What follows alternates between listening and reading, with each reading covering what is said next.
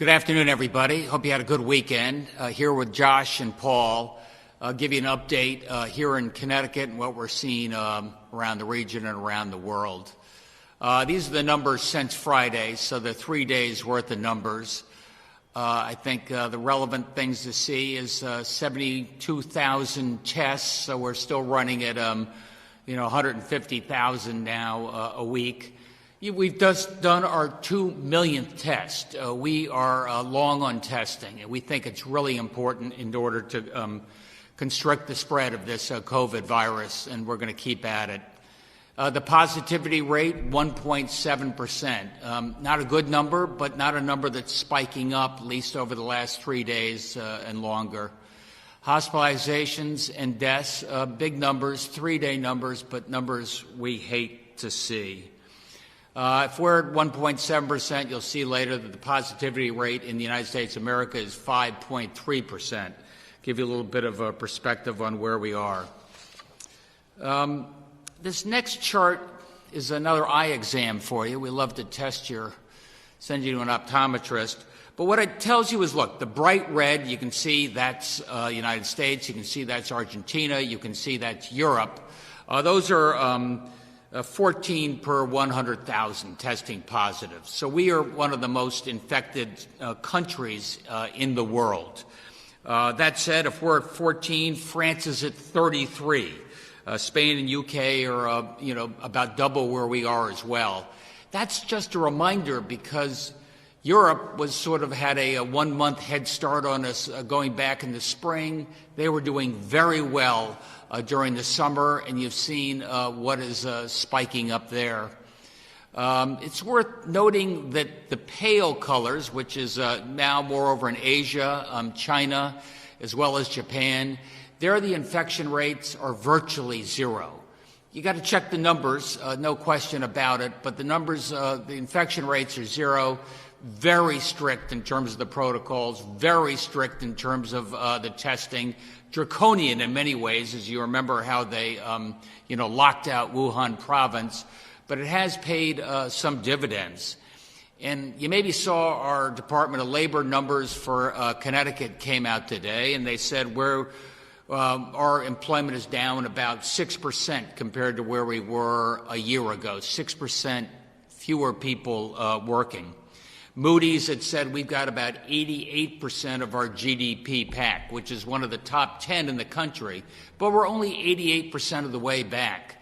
One of the only countries in the world that's growing is China, and it just reminds you that public health and economic growth are closely tied together, and while we've got to get public health solved before we really get our economy moving, that said, we're still doing relatively well compared to a lot of our peers. The next chart is just a reminder of where we've been and what we got to do. I'll just quote from this New York Times piece, I think it was yesterday. In sharp contrast to the spring, the rituals of hope and unity that helped people endure the first surge of the virus have given way to exhaustion and frustration. And I think there you can see July 10th, we had about 67,000 infections. You see the number dip during the summer, back up to 52,000 as of October 13th. And I think you'll see the numbers as of yesterday were at 69,000, the most since that July 19th peak. And it's just a reminder how fast things can change. Look at Europe and how fast they can change in our country as well.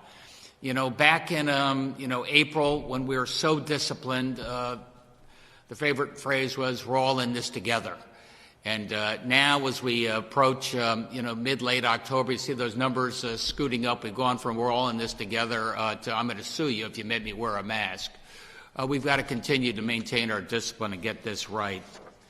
That said, let me give you just a little bit of relative news. Compared to our peers, you can see that Connecticut is still one of the lowest infection rates in the country. We've gone up over the last month, no questions asked, but our country has gone up by about the same amount. The national average, you can see, is 5.3%. And you can see it's a big difference. Out there on the right-hand side of the chart, if you can't see it, I can. That's Nevada. At 35% of the people tested with that PCR test tested positive. South Dakota, Idaho, Iowa. So it just gives you an idea of how extreme this can be if we don't maintain our guard. One way we're maintaining our guard, as I've said before, is we're doing testing more per capita than almost any state in the country. 2 million tests and counting right now. Aggressive asymptomatic screening. You know what we've done in terms of the cavalry when it goes into Norwich, when it goes into Danbury, testing and then quarantine so we can contract the spread. We've had some success there. Rapid response for those spots and adding new testing platforms. We've now distributed the first 50,000 of those Binax tests. They're the ones that look like a credit card.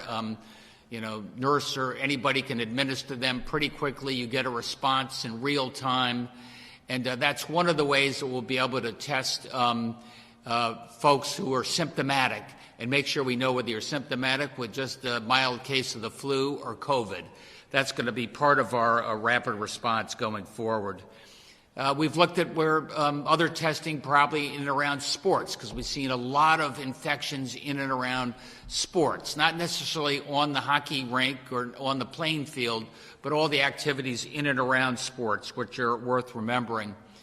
That said, that's allowed us now to have over 50% of our schools, pre-K through fifth grade, open on a full-time basis. So those kids are able to get. The older you get, the more likely you are to be in a hybrid, and frankly, more likely you are to be able to benefit from a hybrid as well. So we're still continuing to make good progress on that front, but you can't count on this forever. And finally, we talked a little bit about the travel advisory. This is what we're discussing with Massachusetts, Rhode Island, New York City, New York State, and New Jersey. Two things. Right now, you either have 10 positive cases per 100,000 or a 10% positivity rate. As you know, we're close to 40 states, and we're going over the edge on that well.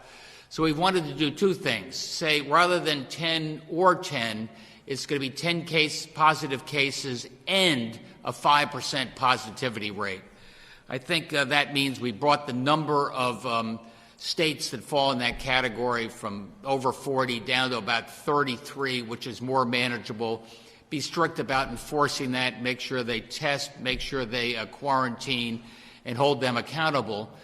But because, again, you can see if it's Nevada or Wisconsin or how highly risky it is for those people to be coming in. More broadly, and Deirdre always wants me to remind people, I think it's really worth remembering, stay close to home. Stay close to home this holiday season. Stay close to home for Thanksgiving. Limit your domestic travel and certainly your international travel. You showed where those red hot spots were in other countries, in other states, and I think we'll be a lot safer for it. With that, we've got Paul and Josh here, Max, if there are any questions.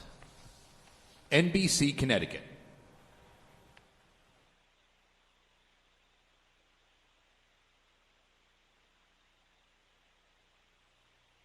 News 8. Thank you, Max. Good afternoon, everyone. Governor, when you spoke about the travel advisory, and I guess with our slight uptick, we're kind of showing up on other people's travel lists as well. I guess I was almost, do you look at that as it was almost inevitable because when you compare our positivity rate with the rest of the country, but it's kind of a shoe on the other foot type of thing? Well, we're a little tiny bit over that 10 per 100,000 number we had as one of our metrics. As Josh will remind us, we do twice as much testing as most people as well, so that skews it. Paul has been in active conversations with both New Jersey and New York, so we're not going to be going on any of their quarantine lists, and we'll work together to come up with a metric which we think is enforceable and realistic. One of the things that I think they've had some success, particularly in New York in these real hot zones. I think Queens was one of them. Brooklyn was one. I know you're constantly in touch and comparing notes with other governors around the country. Is there something that's being done right now that you can sort of apply here with respect to them having some success, as I mentioned, in places like Queens and Brooklyn? Well, they've been very strict about the lockdown in Queens and Brooklyn, but it also reminds you that the state-by-state quarantine is complicated. I mean, frankly, most of New York has a positivity rate lower than Connecticut, but you do have these red-hot pockets. Just like you saw in the Globe, you see that in parts of Brooklyn and Queens. By the same token, Fairfield County has a very low rate, for them to go back and forth to New York as needed, but we've got a couple of cities that are red hot. So we're trying to adjust this as we see fit, but the closer you can stay to home, the better it is. So I can ask you one more, Governor, regarding the kind of a regional plan with the airports, and as opposed to just people flying in from highly infected areas, are you close to something where it doesn't matter where you're flying in from, that it'll hold true for everyone traveling into the state? Yeah, as you saw in that last chart I gave you on the travel advisory, our recommendation wherever you're flying in from is quarantine and test. But that's a recommendation. Still, for those places that have 10 per 100,000 or a 5% positivity, either or, no, both of those, then it's really important that you're going to have to quarantine, and that'll be enforceable. And I say that really to a lot of great kids who are coming back for Thanksgiving. Maybe they're coming back from University of Wisconsin or University of Nevada, and those people are going to have to test and quarantine. Thank you. Channel 3 Eyewitness News. Good afternoon, everyone. When will this new travel advisory metric go into effect? Paul's still in discussions with New York and New Jersey, so, probably in the next day or two, I would think. That's correct. Thank you. And in New York State, ski resorts will be able to reopen on November 6th with some strict restrictions. So will ski resorts in Connecticut be allowed to open for their seasons on time? Josh, any thoughts on that? Ski resorts? Yeah, I believe that falls under the outdoor recreation, which is allowed to be open under Phase 3. Thank you. Fox 61. Good afternoon, Governor. You touched a minute ago on college kids coming home from out-of-state colleges, and they're coming from Florida and Texas and California and Wisconsin and all kinds of places. My question is, what about their families? They're coming home to parents who work here and siblings who go to school here. Are families going to need to quarantine when their college students come home for Thanksgiving, and many will be here on through the winter? Yeah, I was talking to our Reopen Connecticut committee and those that did the higher ed piece, and right now we're thinking about you have a 2-week quarantine before you come back to Connecticut, or else you're right. Then all of a sudden you're quarantined with your family, and they would be at a little bit of risk as well. All right, and on the testing, our testing capabilities are very high right now, but people are still complaining that it's taking a long time. You talked about the credit card test a moment ago, but are there efforts being made to increase the availability of a rapid testing so people can get their results, quickly? Well, the Binax test, you're going to get a result in about 5 minutes, but Josh? Yeah, that's correct. The antigen testing platforms that are coming out, including the Binax one that we're getting deliveries from the federal government, are 5 to 15 minute turnaround time, but they're used in specific situations, particularly when someone's exhibiting symptoms. You can get them that quick result. But I would just point out again, we continue to get very fast turnaround times overall. I know there are occasional cases where it may take longer, but the median turnaround time for tests in the state of Connecticut right now is 24 hours. And we're getting over 75% of our test results returned in less than 48 hours. So we're performing very well as a state in terms of turning on rapid tests, although I do appreciate occasionally there will be the outliers that we will hear about. But overall, the turnaround time for the PCR test is also among the best in class in the nation. Okay. All right. Thank you. NBC Connecticut.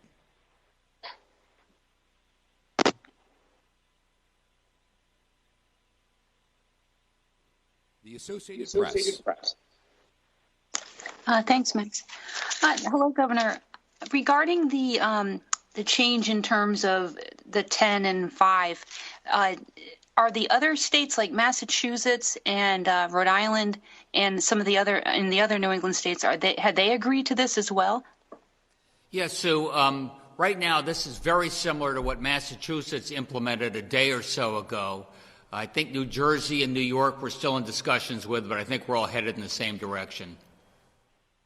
And then what happens if we end up meeting both of those metrics? Because you have so many people that work in the city or may work in Rhode Island or Massachusetts.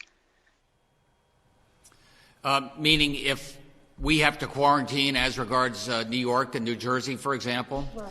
Frankly, right. So we're one region. I think you're going to find it very complicated to say you can't go into New York or New York can't come out here. So I think we'll probably be working together on this. Our positivity rates and cases per 100,000 are very similar, especially if you think about it in terms of the region. So you don't foresee, like someone that lives in Connecticut and works in New York, and we get to that point where we meet that 10 and 5 standard, that they would be affected by this? They would still be able to cross the border back and forth? Yeah, we're still trying to figure that out. But obviously at that point, my strong recommendation would be stay close to home as much as you can. We've always had an exception for 24 hours if you have to go into the city for some work-related essential activity. So there'll be ways that we can work around it, but stay close to home if that happens. Okay. Thank you very much. CT News Junkie. Thanks, Max. Governor, as it was initially, the travel advisory had some fines attached to it. Do those remain the same? And also, do we have updated numbers on the amount of people who have been fined under that whole thing so far? I'll take the first half. Yes. If we have that positivity rate, 10% plus 5%, then yes, you will be fined if you do not willfully disobey the protocols we've got there. We haven't really had to exact many fines, but Josh, do you have any numbers on that? Yeah, we're at about 45 fines issued, I think, as of last week. And Governor's absolutely right. All of the other requirements are still in place. So you still have to fill out the travel form if you're traveling back from an affected state, attest to your compliance with the rules, which is to either self-quarantine for 14 days or receive a negative test result. All of the existing rules will stay in place. Okay. How about the other fines, the ones associated with not wearing a mask, not social distancing? I know it was asked before, and it was just sort of suggested that we haven't fined many people. Has there been any substantial amount of those fines handed out yet? The enforcement there is being handled at the municipal level, and we're not asking the municipalities to report back to us. We had, at their request, conducted some additional training last week on, for local health officials and others who may not be as accustomed to handing out citations about how mechanically to do that. So I think there continues to be a lot of interest across the states in making sure that tool belt is available to ensure compliance with the public health requirements.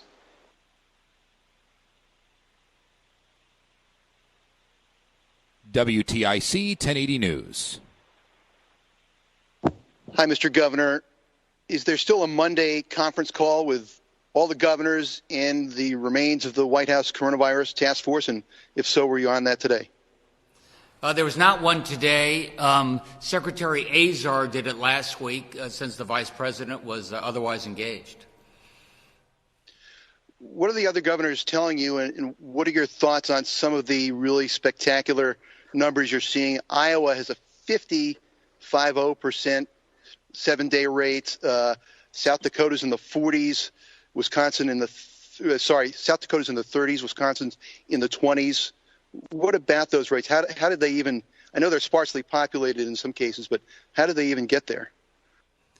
I think in large part people are letting their guard down. I think you saw that as regards to the frustration and the exhaustion with wearing the mask and enough already. Let's let it go. Herd immunity. I don't want to put up with this any longer.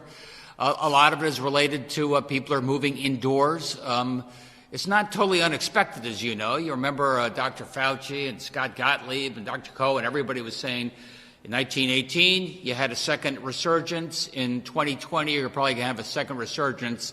What we've got to do is contain this second resurgence. Thank you.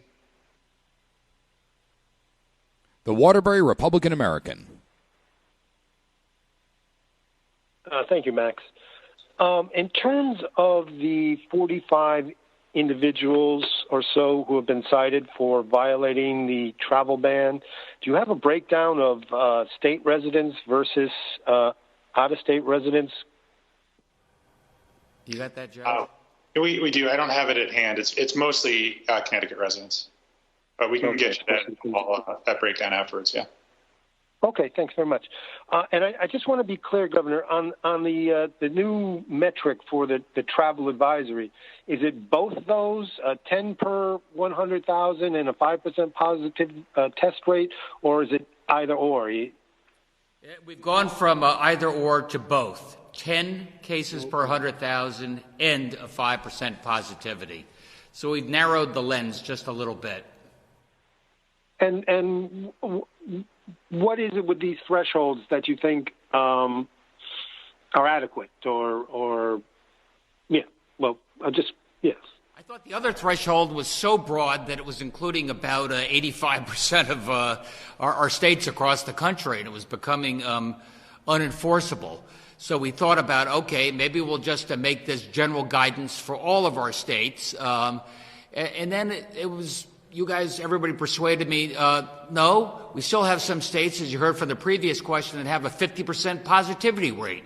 We don't want those people just to be general guidance. We want that to be enforceable. So that's how we set up with our revised travel advisory. Okay, and in terms of the daily positive test rate, I realize we generally look at the 7-day, but obviously the daily numbers are important to watch and can be indicative of trends happening.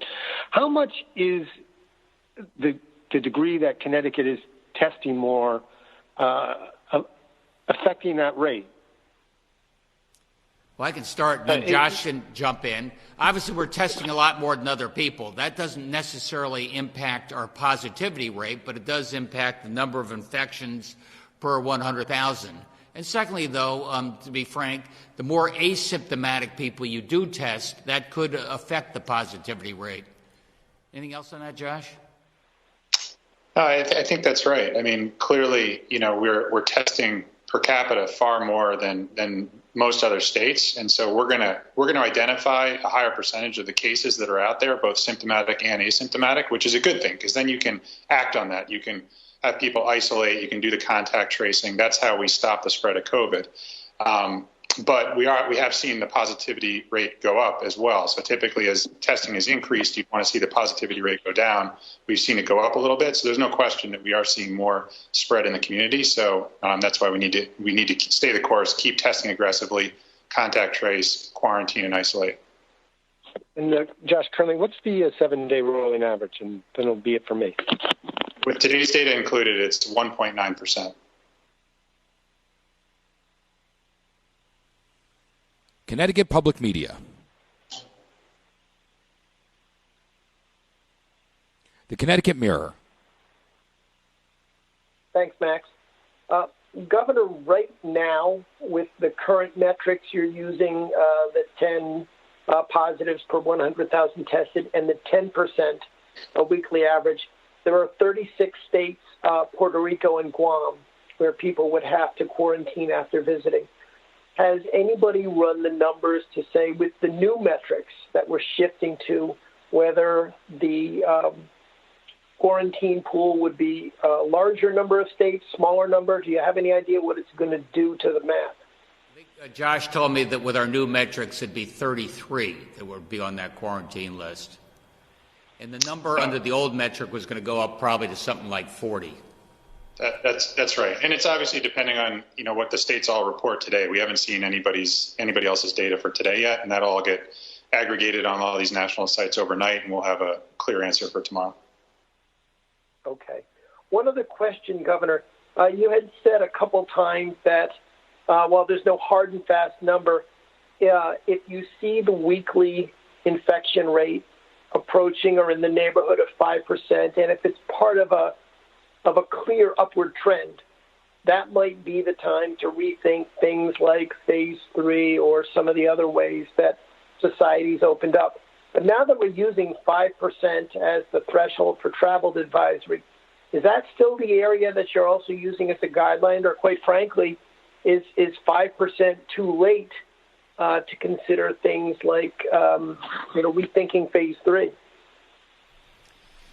I think it is a broad number. I think it makes some sense. I mean, as you see what's going on in France and Britain and other places in Europe where they do have a 9 p.m. curfew, and my God, Britain shutting down the pubs at a certain hour. Who would have thought of it? We're not there yet. We still have a positivity rate that I think we've got under control. But to your point, we're going to take a look at it. If you get around that 5-6% range, we're going to have to think about how we can contain this even more aggressively. I don't think we're going to get there. Thank you. Hearst, Connecticut Media.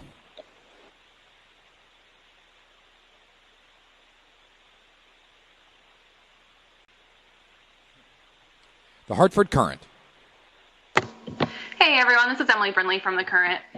Governor, you mentioned earlier that there's been some COVID spread among sports teams, and obviously over the past couple of months, you've made pretty strong recommendations that people don't play high-risk sports such as football right now. But given the private football leagues that are playing in various parts of the state, I kind of want to take a step back here.